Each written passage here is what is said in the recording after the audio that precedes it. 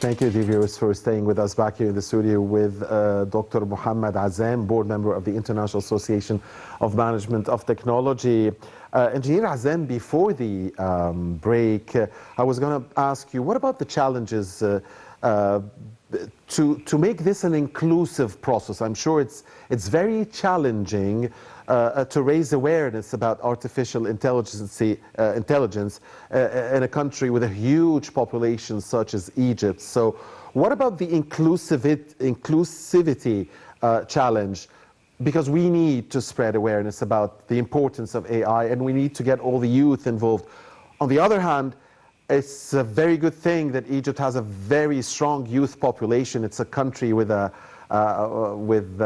where youth represent more than 60% of its population. So this gives you lots of potential in an area like AI. So talk to us about the potential and the challenges, especially of inclusivity when it comes to AI. Actually, we shouldn't fear from technology, because technology is the only way to make the difference. Utilization of technology in 21st century is not an option, is not a luxury. Without having a technology embedded in every single aspect in our industries, actually will be outdated. And this will never help you to grow as the vision of Egypt 2030.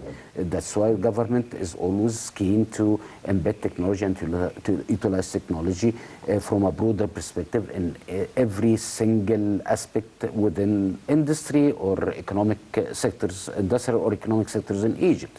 And for youth, actually, there are so many development programs, actually free of charge, to help them to learn the new technologies. We've seen a lot of initiatives availing such technologies and such very high-end and world-class training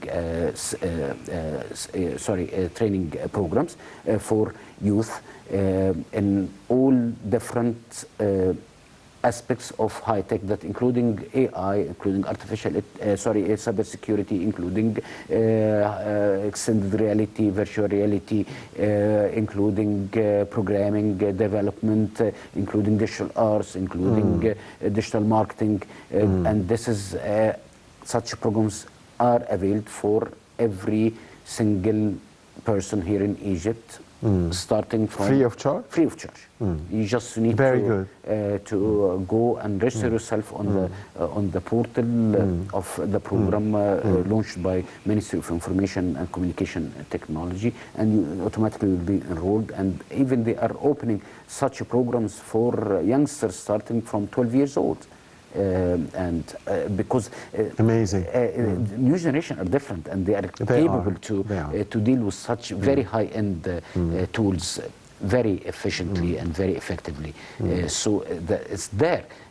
There for youngsters, there for youth, it's there for fresh grads, it's there for people trying to change their career path and having the skills to enter a new job market that based on technology. So the choice always yours. So, but it's very tough for elder generations to cope, to adapt, to learn, it's tough. The elder generation. Of course, this is by nature. But however, actually, we are entering a new era that everyone can learn.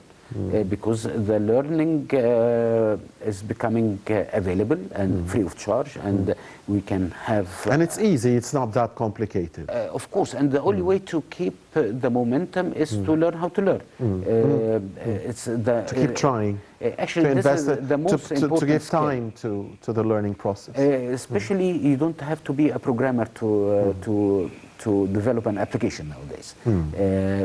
Things are changing, actually. The landscape changing. The new emerging technologies are disrupting everything. And we're witnessing a lot of youth are enrolled in such great initiatives, and they are learning and acquiring such new skills to enter the job market, because the new generation, actually, they are not quite keen about having a full-time job. Most of them are working as freelancers. and that's called Having 2 and 3 freelance jobs. gig economy. If they can. Yeah. Actually, they are doing a very good job in such thing, and we've seen a lot of youth working as freelancers, working from home, working from their from a coffee shop. But what you need is just a decent laptop and a decent internet connectivity, and that's it. Or a decent phone. Or decent phone. Actually, they are portable using, phone.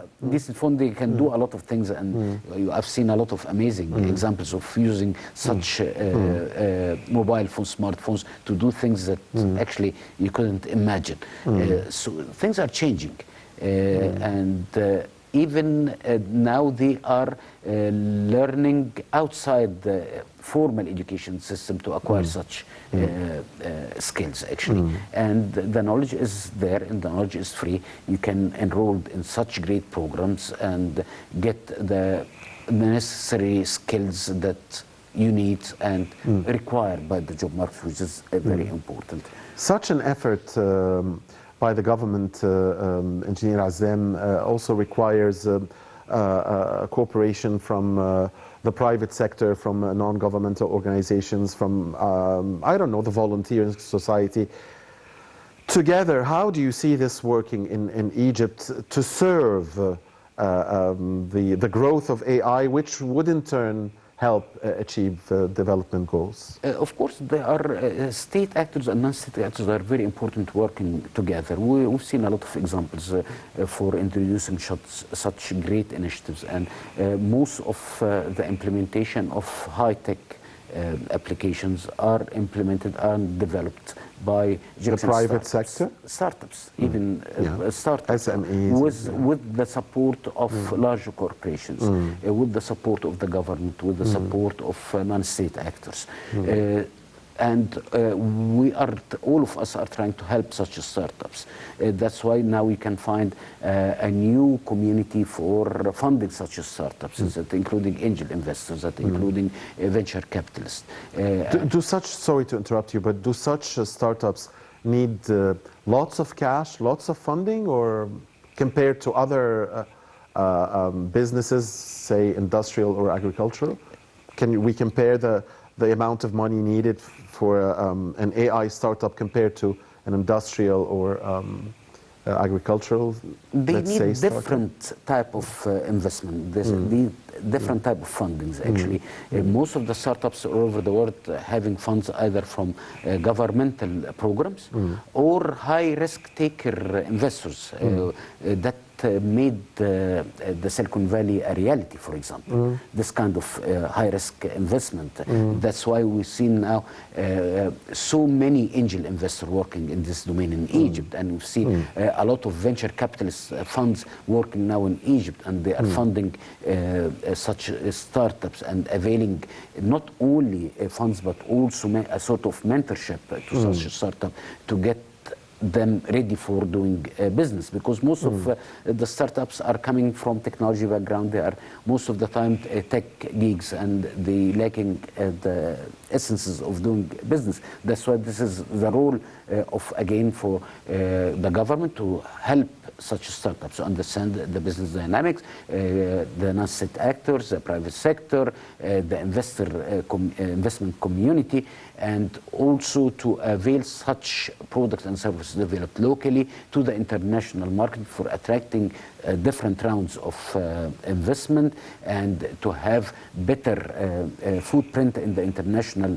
marketing and connecting them with international organization or international enterprises, connecting them with the international investment community, availing such great minds to this kind of international community would help to have different rounds. Actually, last year we had an Egyptian startup who were able to attract $370 million in investment round.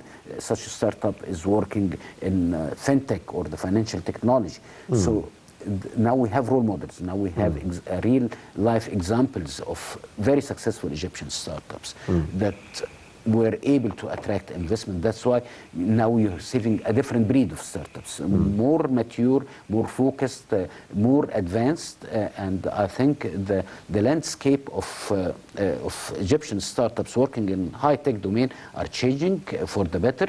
And if you look at any report issued, for example, by Forbes, if you look at Forbes 30 under 30 for the best 30 under 30 startups all over the Middle East and Africa, 75% are Egyptians, by the way.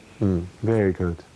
Now, Egypt, can it become a center for, at least for Africa, to export AI, to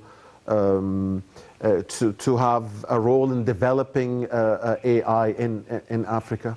Definitely, and we've seen also very dedicated, specialized applied research centers nowadays for developing focused, innovative solutions based on AI, because AI by itself is a technology. It has no objective.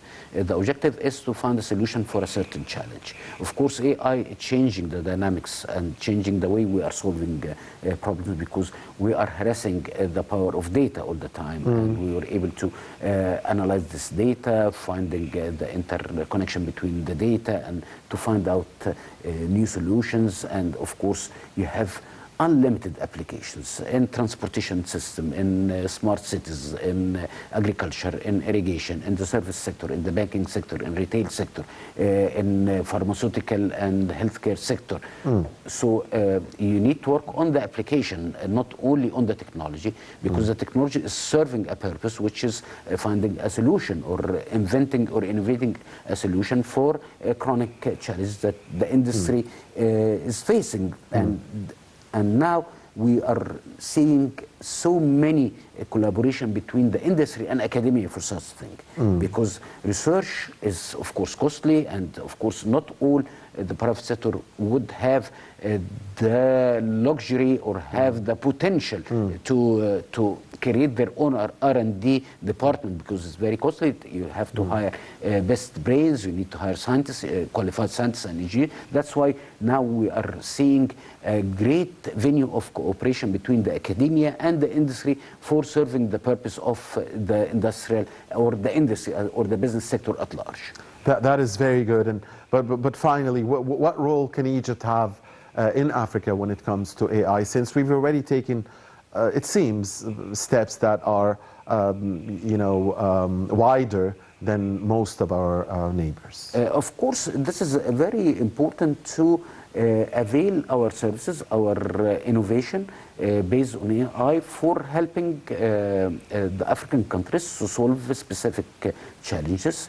And of course, this needs a lot of communication with the African countries, and we need to have so many trade missions to open doors for such Egyptian startups or high-tech companies to provide their services and products to the countries that we are visiting. So it's very we need to have a very comprehensive, interconnected, holistic approach for availing such things, because high-tech exports actually is very high added value exports, and of course because it's based on brainware, which is very high value, and we should work not only across the African continent, because technology by nature is border crossing. Right. So if you have a good solution that you can implement it here in Africa or in Europe, in the States, in China, Australia, wherever you want, because by nature the technology is sector crossing and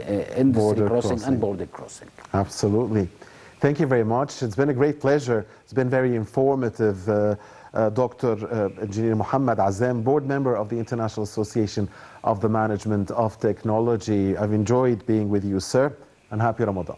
Thank you so much. Always pleasure and honor being with you, and happy Ramadan. Happy Ramadan, and it was a privilege. And thank you, dear viewers, for watching this edition of the Daily Debate. This is Mohamed Abdurrahim, and this is good night.